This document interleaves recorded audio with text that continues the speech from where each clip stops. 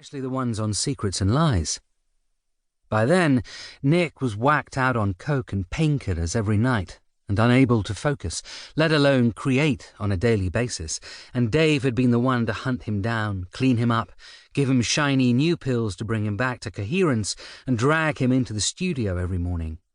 Sure, Andy had done the heavy lifting, the smug little prick, but it had been Dave that cared for his brother, that kept him coping, no matter what it took, and what rules he had to break in the process.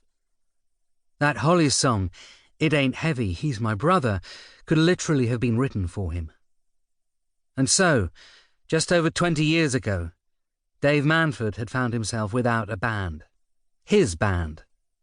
And, more importantly, he was no longer a shareholder in Secrets and Lies, no longer gaining the yearly royalties, while still silenced by the NDAs he'd signed when agreeing the deal. But that was fine, as he had money. He absolutely detested the bag of dicks he laughingly called his old bandmates, and he had plenty to do with nothing Alternator-related cluttering up his valuable time. He'd always talked about his planned solo work, especially a musical he wanted to write about Jack the Ripper. But over the years, he'd failed at both. The solo album, although critically acclaimed by several niche magazines, had failed to chart when it came out in 2007, resulting in the label dropping him before he could complete his agreed subsequent 2 albums. And his Ripper musical was considered by everyone to be a clever meta-joke because of some throwaway line in a rock parody called This Is Spinal Tap, where 2 band members, seeing their band breaking up, decide to write a Jack the Ripper musical. A sketch that haunted Dave at every meeting he tried to pitch it at. In the end, Dave had gone into record producing. When the band had been big in the early 90s, and with the album royalties he made from Secrets and Lies, he'd bought an old church in Shoreditch and renovated it into a recording studio. The acoustics were great, and he'd built in some soundproofed booths for when the tracks needed to feel more closed in and personal.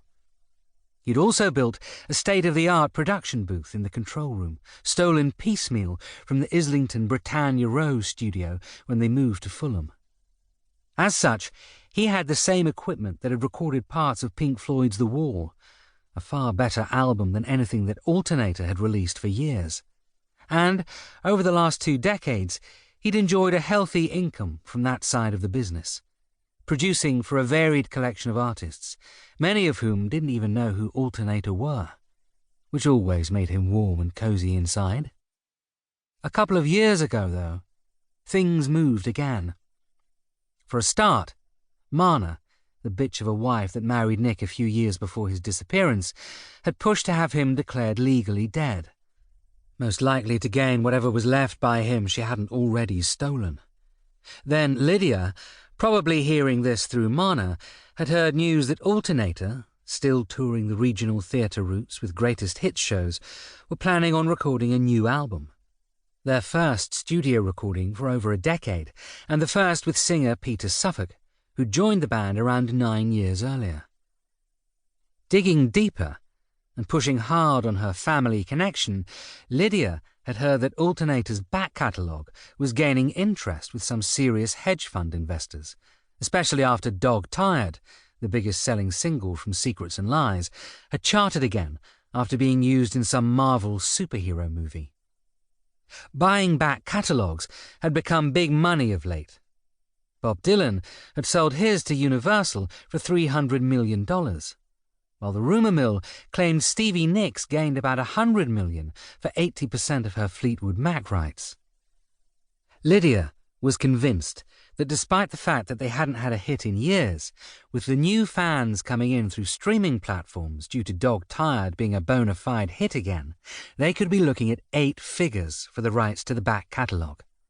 Money that Alternator would get. Money that Dave should have a legal right for a percentage, kicked out of the band or not.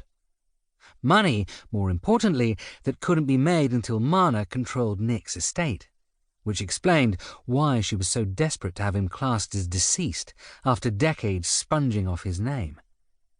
And if they didn't class Nick as dead, Then there'd be some lengthy court battles, because